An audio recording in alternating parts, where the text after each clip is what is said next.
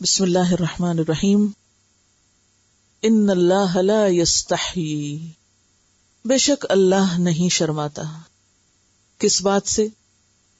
ان یضرب مثلا ما، کہ وہ کوئی بھی مثال بیان کرے. کسی بھی مثال کے بیان کرنے سے وہ نہیں شرماتا. اور وہ مثال بعوضۃ، خواہ مچھر جتنی چھوٹی چیز کی ہی کیوں نہ ہو. فما فوقہا، یا اس چیز کی جو مچھر کے اوپر ہے اس کی کیوں نہ ہو، یعنی مچھر سے بھی چھوٹی چیز کی. فَأَمَّا الَّذِينَ آمَنُوا، تو جو لوگ ایمان لے آتے ہیں ان کو تو ماننے میں کچھ مشکل ہی نہیں ہوتی، کیونکہ وہ تو مان گئے اور انہوں نے سب کچھ مان لیا جو بھی اللہ کی طرف سے آیا. مثالیں سن کر ان کا طرز عمل کیا ہوتا ہے؟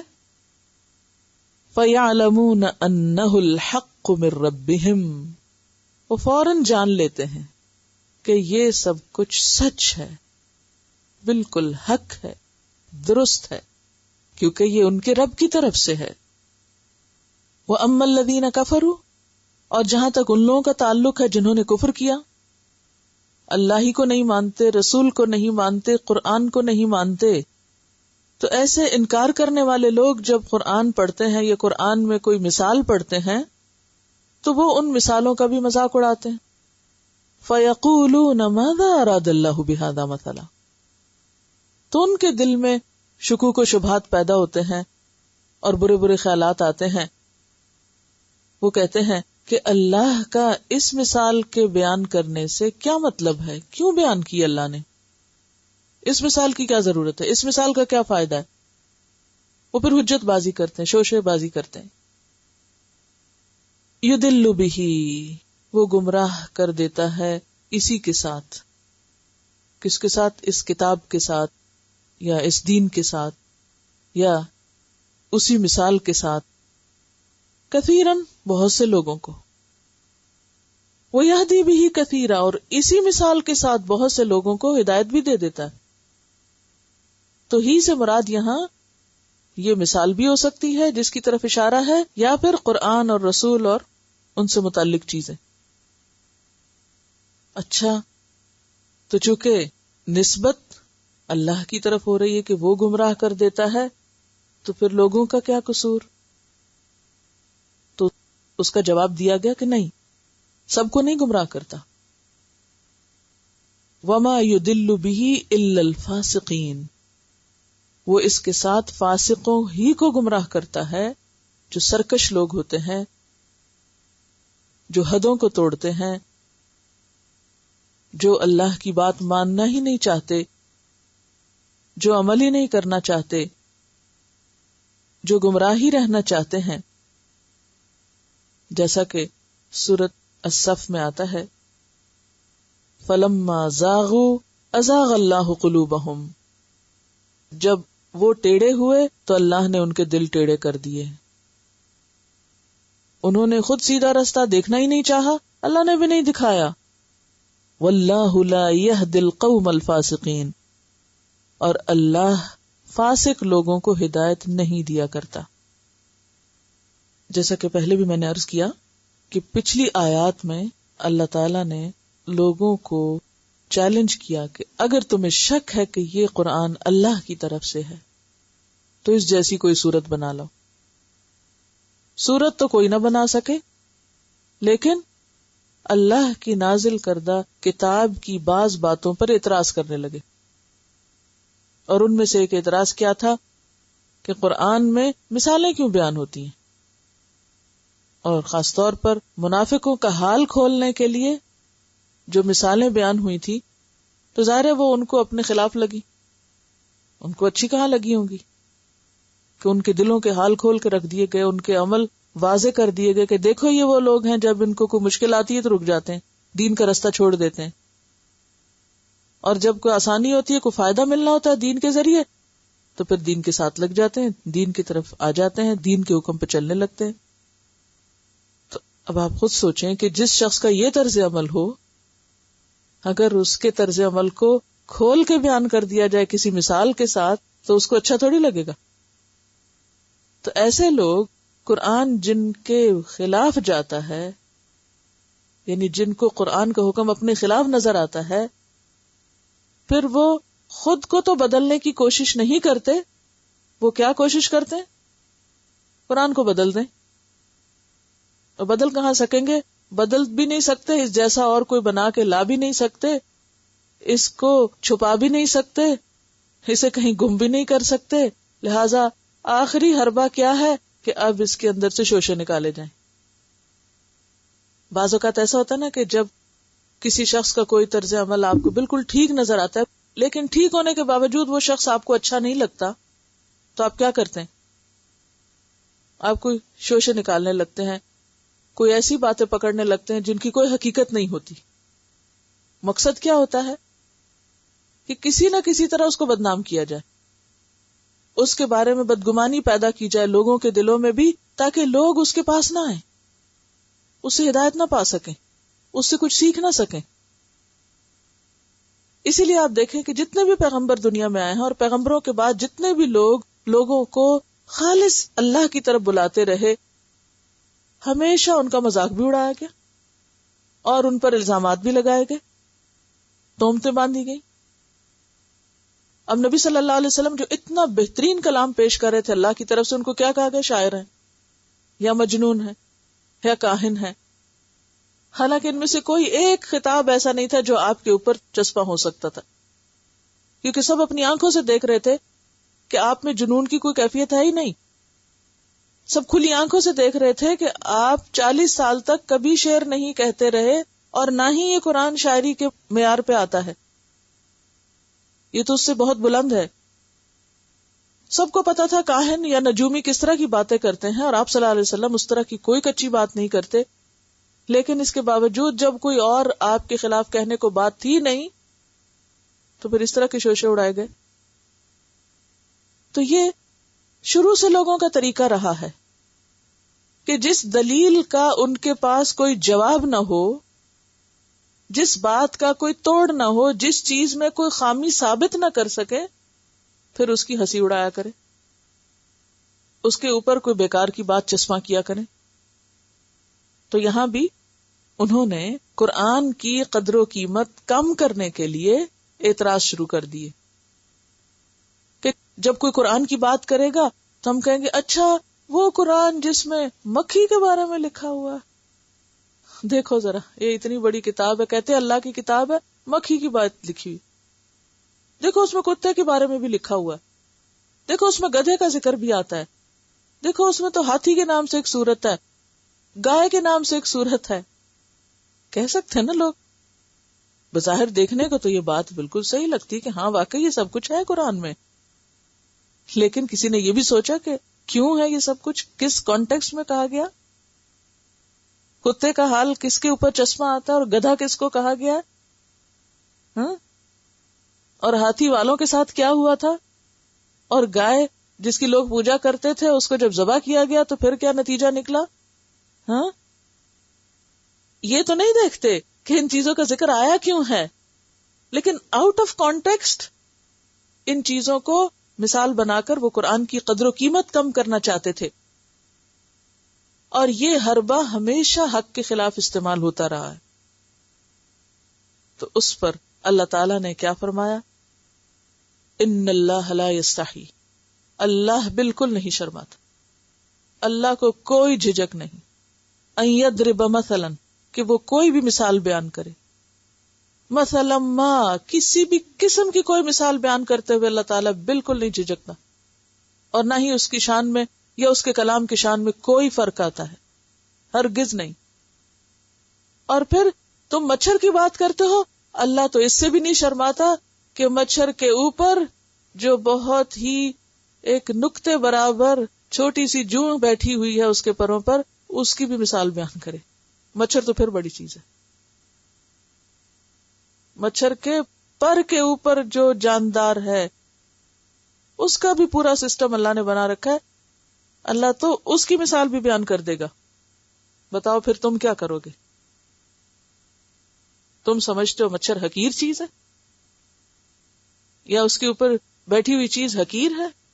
یہ تمہیں حقیر نظر آتی ہے. اگر تم جانتے کہ مچھر کیا چیز ہے یا مکھی کیا چیز ہے مکھی کے کیا کام ہے. قرآن پاک میں شہد کی مکھی کا ذکر بھی آتا ہے اور گندی مکھی کا ذکر بھی آتا ہے، لیکن اگر آپ صرف ایک مکھی کا جو کام ہے یا کارنامہ ہے اور جو کچھ وہ بناتی ہے شہد کی شکل میں اگر تم دیکھ لو تم حیران ہو جاؤ. تم نے دیکھا ہی نہیں اے لا علم لوگو، نا سمجھ لوگو، تمہیں پتہ ہی نہیں کہ یہ حقیر سی مخلوق تمہارا کیسا کام خراب کرتی. آپ کو معلوم ہے کہ مچھر سے جو بیماری پھیلتی ہے ملیریا کی، اس سے تقریباً دنیا میں ہر سال 20 لاکھ موتیں ہو جاتی، جو کسی حادثے یا کسی ہارٹ اٹیک یا کسی جنگوں میں بھی نہیں ہوتی. یہ اتنی حقیر سی مخلوق ایسی تمہارے لیے جان لیوا ثابت ہوتی ہے. تو گویا اللہ کی یہ ایک مخلوق جو بظاہر حقیر نظر آتی ہے دراصل بہت زبردست طاقت رکھتی ہے. مچھر کہنے کو تو معمولی چیز ہے، لیکن یہ قدرت کے منیچرائزیشن آرٹ کا ایک اعلیٰ نمونہ ہے. مچھر رات کے اندھیرے یا روشنی میں اپنے مقررہ ہدف تک پہنچنے کے لیے پرواز کی اعلیٰ صلاحیتوں سے لیس ہوتا ہے. ان کے 4 پر ہوتے ہیں. یہ ریشمی پر انتہائی ہلکے مگر بے حد مضبوط ہوتے ہیں. ان پروں میں خون کی نالیوں کا جال پھیلا ہوتا ہے جو انہیں کھولنے اور بند کرنے کے لیے مطلوبہ ایندھن فراہم کرتی ہے. ان پروں کی وجہ سے مچھر آگے کی سمت اڑتے اڑتے پیچھے کی سمت بھی اسی تیزی سے پرواز کر سکتا ہے. اللہ نے اسے 4 ٹانگیں عطا کی ہیں جن کے ذریعے مچھر براہ راست اپنے شکار پر لینڈ کرتا ہے. مچھر کس طرح اپنے شکار پہ پہنچتا ہے؟ اس مقصد کے لیے قدرت نے مچھر کے منہ کے آگے 2 حساس آلے پیلپس لگائے ہیں یا نصب کیے ہیں. یہ آلے ہمارے جسم میں کیمیائی اجزاء کو محسوس کر لیتے ہیں اور سانس کے ذریعے خارج ہونے والی کاربن ڈائی آکسائڈ کو سونگھتے ہوئے مچھر کو اس کے شکار تک پہنچاتے ہیں. رات کے اندھیرے میں وہ انہی آلات کی مدد سے ہماری جلد پر پھیلی ہوئی خون کی باریک نالیوں میں سے کسی ایک نالی کو خون پینے کے لیے منتخب کر لیتا ہے. مچھر خون نہیں پیتا، خون صرف مچھر کی مادہ پیتی ہے تاکہ انسانی خون سے پروٹین حاصل کر سکے، اور اس کے پیٹ میں موجود انڈے اسی پروٹین سے نشو و نما حاصل کرتے ہیں. مچھر کی آنکھ میں 6 کونے والے ہزاروں عدسے ہوتے ہیں جو مچھر کو کسی بھی چیز کے لاتعداد زاویوں اور رنگوں سے آگاہ کرتے ہیں. اب آپ دیکھیے کہ مچھر خون چوستا کیسے ہے. سب سے پہلے وہ اپنے ہونٹ کے ذریعے صحیح جگہ کو تلاش کرتی کہ مجھے کہاں ڈنگ لگانا ہے. یہ بالکل ایسے جیسے انجیکشن لگانے کا مرحلہ ہوتا ہے نا، کہ خاص طور پر اگر رگ کے اندر لگنا ہو تو وہ ٹٹول کے دیکھتے ہیں اچھا کہاں سوئی ڈالنی. اچھا پھر اس کے بعد کیا ہوتا ہے کہ اس کے جو جبڑے ہیں اگلے وہ اتنے شارپ ہوتے ہیں جیسے چاقو ہوتا ہے، اور اس کو آگے پیچھے کر کے کھال کاٹتا ہے. وہ آپ کی سکن کو کٹ کرتی ہے. پھر ایک شیٹ کے اندر اس کا ڈنگ ہوتا ہے، وہاں سے نکال کے وہ کٹی ہوئی جگہ کے اندر ڈالتی ہے. ٹھیک ہے، اور بلڈ ویسل تک پہنچ جاتا ہے اس کا ڈنگ. وہاں سے پھر وہ سرنج کی طرح خون سک کر لیتی.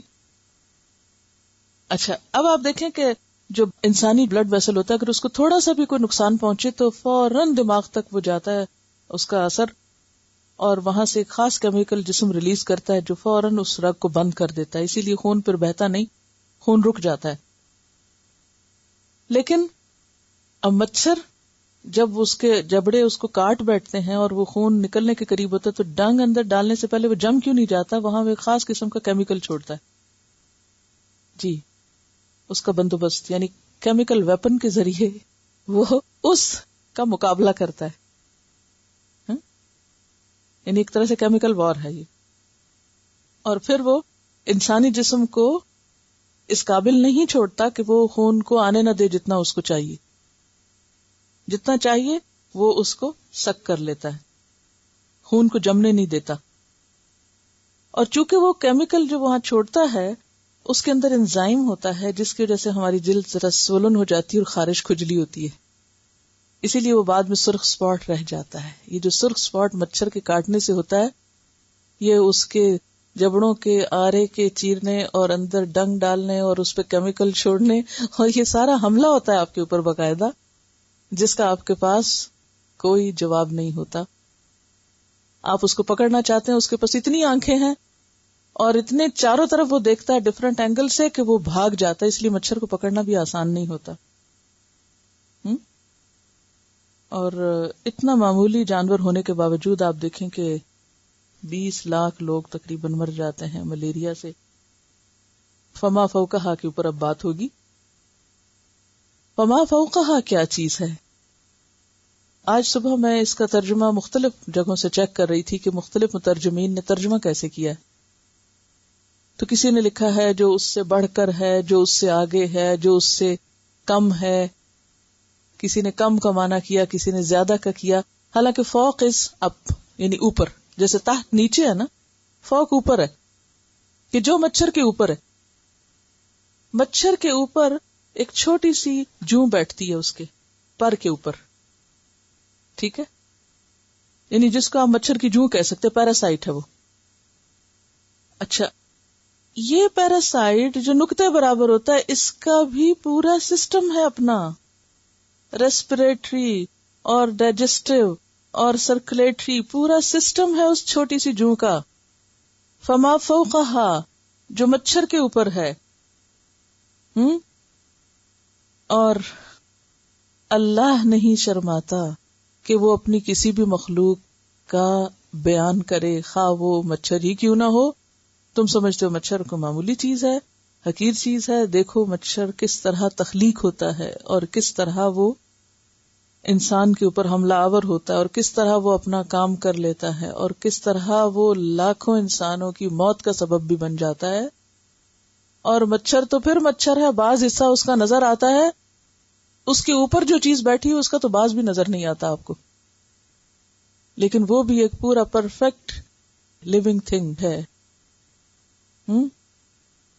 اور کس طرح اس کا بھی پورا سسٹم ہے. اللہ کو اس چھوٹی جوں کی مثال بیان کرتے ہوئے بھی کوئی جھجک نہیں ہے، کیونکہ وہ اس کی کریشن ہے.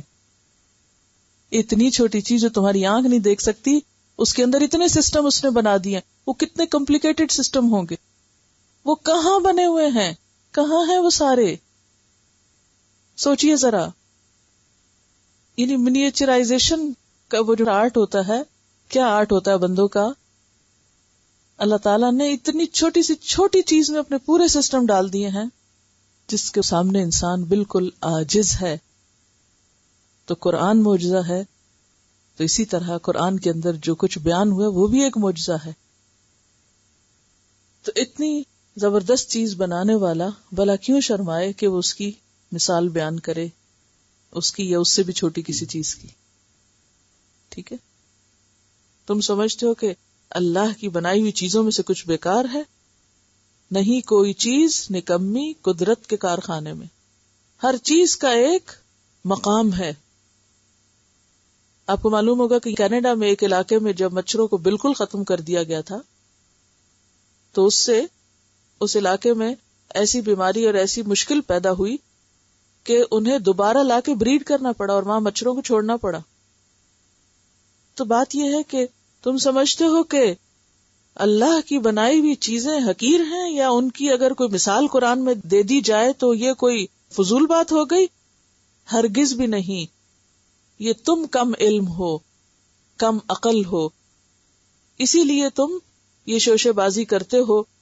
کیونکہ فَأَمَّا الَّذِينَ آمَنُوا، جو تو ایمان والے ہیں، فَيَعْلَمُونَ، وہ جانتے ہیں، وہ بصیرت رکھتے ہیں، أَنَّهُ الْحَقُّ مِن رَبِّهِمْ، کہ یہ بات بالکل سچ ہے، یہ مثال بالکل سچ ہے، یہ قرآن بالکل سچ ہے، قرآن کا بھیجنے والا بالکل حق ہے.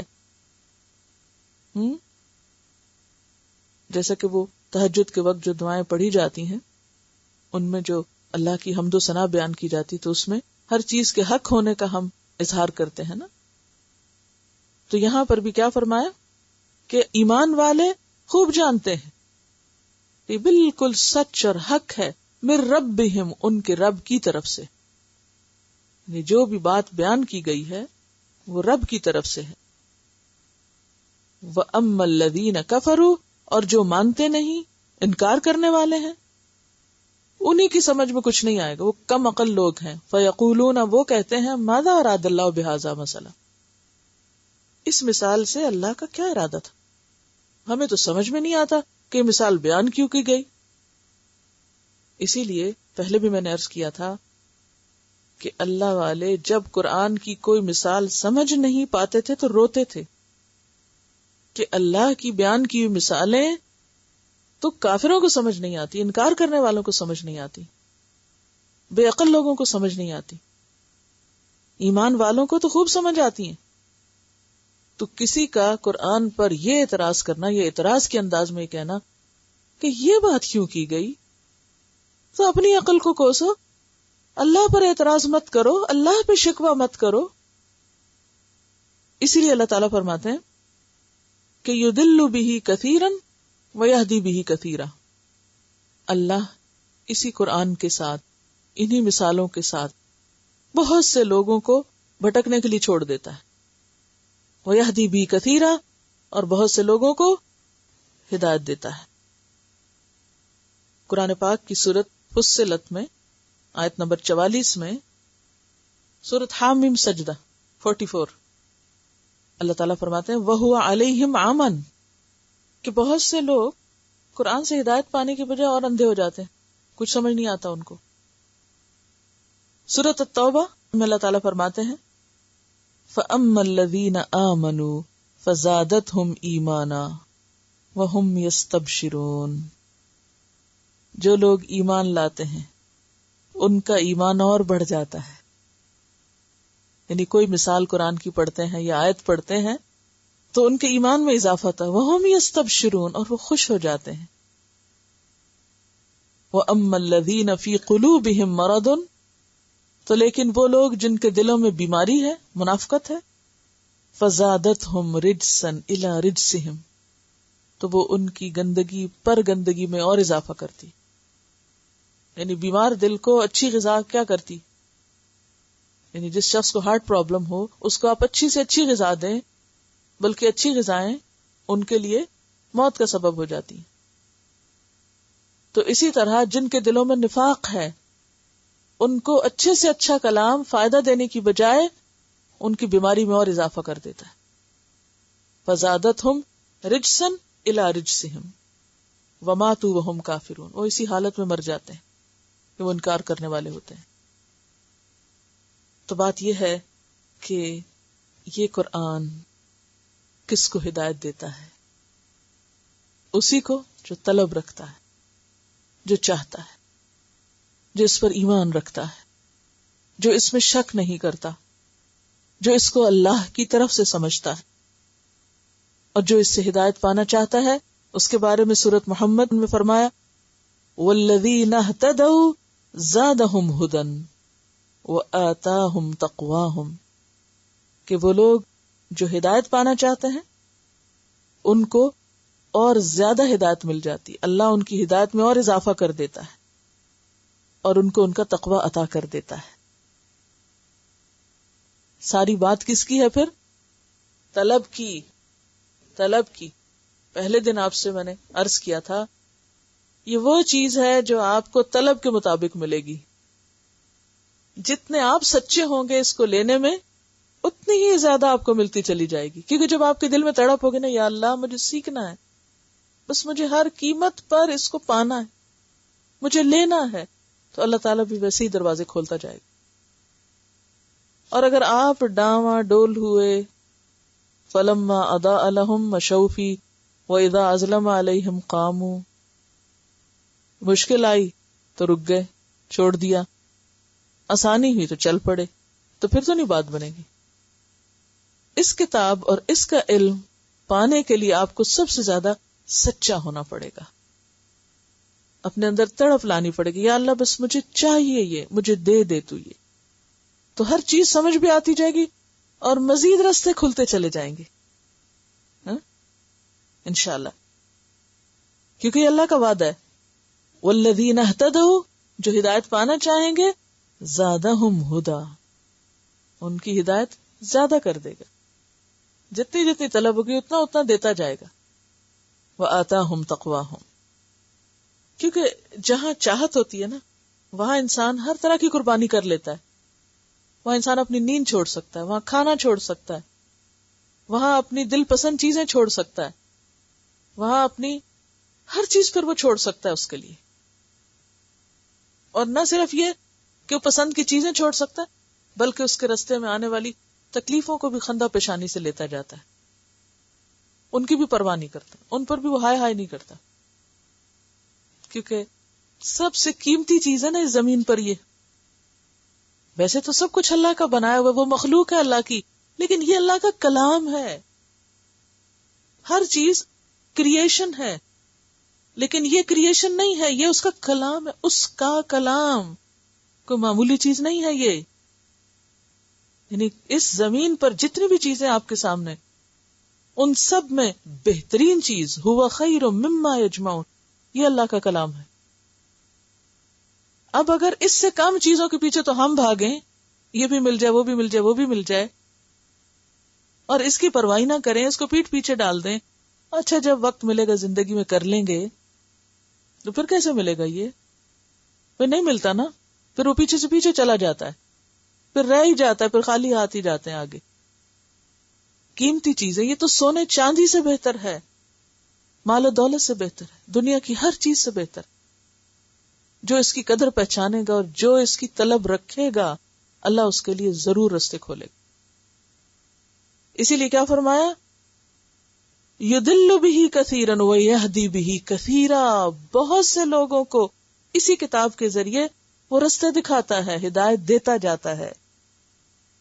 وما یضل بہ الا الفاسقین، اور وہ اگر گمراہ کرتا ہے تو نافرمان لوگوں کو، جو اس کو ریجیکٹ کر دیتے ہیں، جو اس کو چھوڑ دیتے ہیں، جو اس کو الگ کر دیتے ہیں، انہی کو پھر بھٹکاتا ہے.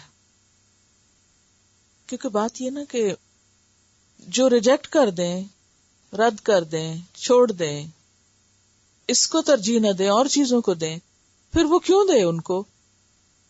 سورۃ فصلت آیت 17 میں اللہ تعالیٰ فرماتے ہیں وَأَمَّا ثَمُودُ فَهَدَيْنَاهُمْ، سمود کو ہم نے ہدایت دی تھی، ہم نے ان کو راستہ دکھایا تھا.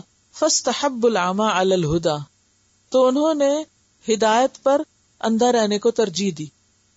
انعمت علیہم بننے کی بجائے ضالین بننا پسند کیا، علم کے راستے پہ آنے کی بجائے لا علم رہنا پسند کیا. نہیں پتہ ہی نہ ہو تو بہتر ہے، اندھیرے میں ہی رہیں، نہ پتہ ہوگا اور ہم بہانہ کر دیں گے پتہ ہی نہیں تھا. تو انہوں نے اس کو ترجیح نہیں دی، اس کو پرائرٹی نہیں دی، اور چیزوں کو ترجیح دی، دنیا کو دی، تو لہٰذا وہ اندھے ہی بنے رہے. تو یاد رکھیے 4 سبب سے ہدایت ملتی ہے. اب ہم یہ نہیں کہہ سکتے اللہ نہیں ہدایت دیتا، اللہ بہت سو کو دیتا ہے، لیکن کس کو دیتا ہے اس کے لیے 4 چیزیں ضروری ہیں. نمبر 1، قرآن اور سنت سے مضبوط تعلق، کیونکہ نبی صلی اللہ علیہ وسلم نے فرمایا ترکت فیکم امرین لن تدلوا ما تمسکتم بہما، میں تم میں 2 چیزیں چھوڑ کے جا رہا ہوں، ہرگز نہیں گمراہ ہوگے، ضالین میں نہیں شامل ہوگے جب تک تم ان دونوں کو مضبوط پکڑ کے رکھو گے.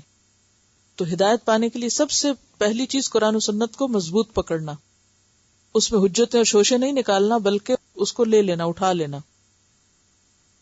نمبر 2، کائنات کی نشانیوں میں غور و فکر کرنا، اس سے بھی انسان کو اللہ کا قرب ملتا ہے. آنکھیں بند کر کے نہیں چلنا، جیسے قرآن پاک میں آتا نا کہ کتنی ہماری نشانیاں جو بکھری ہیں اور بہت سے لوگ ان سے منہ موڑ کے چلے جاتے ہیں، دیکھتے ہی نہیں، نہ آسمان دیکھتے ہیں، نہ زمین دیکھتے ہیں، نہ ستارے دیکھتے ہیں، نہ درخت دیکھتے ہیں، دیکھتے ہی نہیں چیزوں کو اللہ کی. تو قدرت کی نشانیوں کو دیکھنا عبادت ہے، غور و فکر عبادت ہے، کیونکہ اس سے اللہ کی محبت دل میں آتی اور اس سے دل کھلتا ہے، ہدایت ملتی انسان کو، یا وہ سبب بن جاتے ہیں. جیسے آپ کو معلوم ہے نا حضرت ابراہیم علیہ السلام نے جب ستارہ دیکھا تو کہا یہ میرا رب ہے، پھر کہا نہیں یہ نہیں رب ہو سکتا ہے، تو ڈوب گیا، رب ڈوب نہیں سکتا. چاند دیکھا، پھر کہا نہیں، پھر سورج دیکھا یہ تو سب سے بڑا، پھر کیا کہا یا اللہ اگر تو مجھے ہدایت نہیں دے گا تو میں تو ضرور گمراہ ہو جاؤں گا. پھر اللہ نے دے دی نا. تو جو شخص بھی کائنات میں غور و فکر کرتا ہے وہ اپنے رب کو پانے کی کوشش کرتا ہے، اللہ اس کے لیے رستے کھول دیتا ہے. اور جو پھیلی ہوئی کائنات ہے یہ ہم سب انسانوں کے لیے ہدایت کا ایک ذریعہ بنی ہوئی ہے، کیونکہ عالمین ہے نا، یہ بنانے والے کی پہچان کرا رہی ہے. تیسری چیز دعاؤں کی کثرت. جہاں اٹکیں، جہاں بھٹکیں، جہاں پھسلیں، فوراً مانگے اللہ سے، یا اللہ مجھے تو پتہ ہی نہیں تو کیا چاہتا ہے، مجھے وہ بتا جو تو چاہتا ہے۔ اور چوتھی چیز ہے نیک لوگوں کی مجلسیں، مجالست الصالحین، علم کی مجلسیں، دین کی محفلیں، اچھے لوگوں کے پاس بیٹھنا، ایسی جگہوں کو وزٹ کرنا، دیکھنا، ایسے لوگوں سے ملنا۔ جیسے آپ دیکھیں کہ یہاں پر کتنی مسجدیں ہیں، کیسے کیسے سپیکرز آتے ہیں، کیسے کیسی کانفرنسز ہوتی ہیں، لیکن بہت سے لوگ پرواہ نہیں کرتے، جاتے ہی نہیں۔ وہ اسی چکر میں پڑے رہتے ہیں کہ آنے والا کس ملک سے آیا ہے، کیا بولتا ہے، کیا کرتا ہے، کوئی تعصبات، کوئی ادھر ادھر کی باتیں۔ جگہ تو موجود ہے نا، پتہ بھی ہوتا ہے کہاں کہاں کیا ہو رہا ہے، نہیں تو پتہ کرنا چاہیے، خود بھی اور بچوں کو لے کے پہنچنا چاہیے۔ لیکن ہم صرف غفلت سے کام لیتے، اچھا پھر چلے جائیں گے نا، ابھی تو یہ مصروفیت ہے، بس اپنی من پسند کی پارٹیز ہو رہی ہیں، کھانا پینا ہو رہا ہے، سیر تفریح ہو رہی ہے۔ کبھی ایسی بھی تو سیر تفریح ہو نا کہ جس میں کچھ سیکھنے کو ملے۔ جب ہم ایسی مجلسوں میں جائیں گے ہی نہیں، جب مسجد میں جائیں گے ہی نہیں، جب کسی علم کی مجلس میں بیٹھیں گے ہی نہیں، جب کسی علم والے کو سنیں گے ہی نہیں، کہاں سے رستہ مل سکتا ہے؟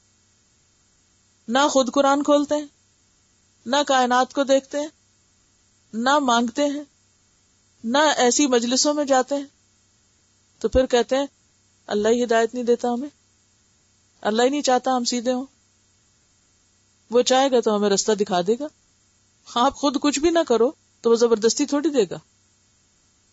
ہدایت وہ چیز ہے جو طلب کرنے سے ملتی ہے، جس کا تعلق چاہت سے، آپ کی چاہت دیکھی جاتی ہے۔ تو اللہ فاسقوں کو ہدایت نہیں دیتا۔